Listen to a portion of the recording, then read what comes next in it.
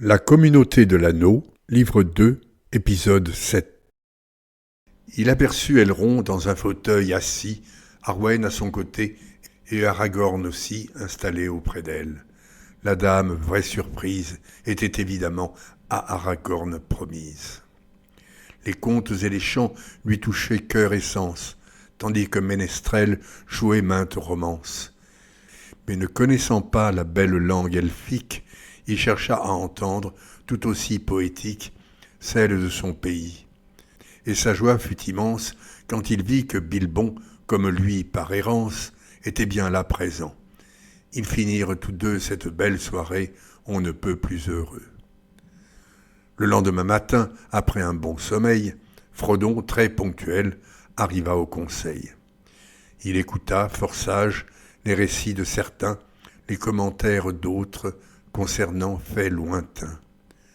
Pour la première fois, il découvrait l'histoire du monde où il vivait, et il ne pouvait croire à ce qu'il entendait, ses conflits de puissance, ses trahisons, ses haines, ses forfaits, ses violences. Boromir, du Gondor, raconta que là-bas, guerriers étaient vaillants, quel que fût leur combat, pour vaincre le Mordor. Toutefois, récemment, un pouvoir mystérieux soudain les renversant, ils prirent tous panique et furent écrasés. Mais quelque temps après, Boromir, médusé, entendit dans un rêve une voix lui disant d'aller à Fandeval pour dire son tourment au grand conseil d'Elrond et demander recours. Ainsi venu de loin, espérait-il secours.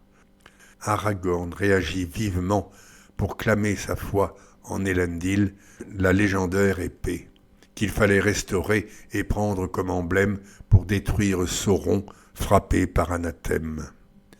Boromir fut comblé, surtout lorsqu'il apprit qui était Aragorn, qu'Elrond lui décrivit. Celui-ci poursuivit, estimant que l'anneau devait être écrasé au plus vite, au plus tôt. Parmi les solutions, il souligna qu'aucune ne serait efficace, sauf à l'évidence une. Jeter l'anneau unique dans son natal giron, les entrailles de feu des forges de Sauron, tout au fond d'un volcan, montagne du destin, située au Mordor, on ne peut plus lointain. La question importante était évidemment qui porterait l'anneau si héroïquement. Un hobbit ou un elfe, un homme ou bien un nain, mais serait-il loyal du début à la fin ? Et c'est dans cette ambiance de doute et de méfiance que Frodon s'avança et dit plein d'assurance « Je serai celui-là », mais bien sûr entouré de vaillants combattants adroits et éclairés.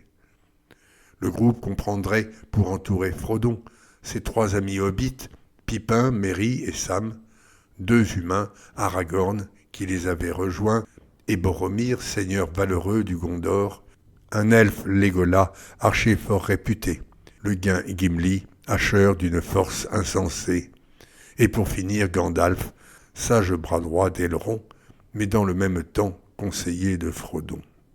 Cette combinaison faisait fort belle place aux hobbits, mais Frodon fut contre tous tenace.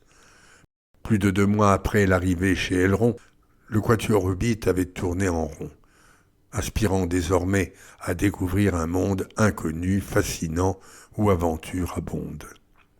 Depuis leur halte abri, ils n'oublieraient jamais l'arpenteur dénommé Aragorn désormais, descendant d'Elendil, dont l'épée, fracassée par Sauron autrefois, fut de nouveau forgée.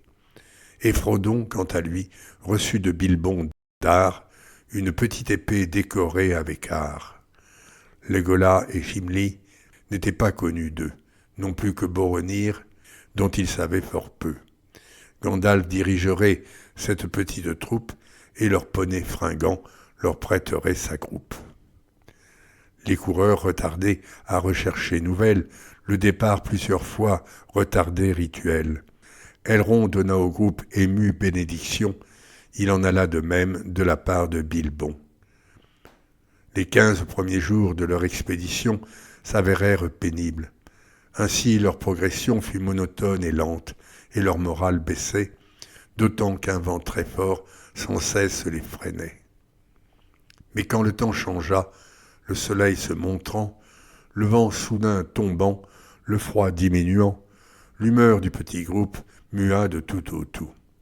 Les montagnes brumeuses cessèrent d'être floues, et Gandalf expliqua qu'au loin elles s'ouvraient, faisant place à un col d'où ils admireraient un relief sans égal, une étroite vallée débouchant sur beaux lacs, puis sur cours d'eau glacés.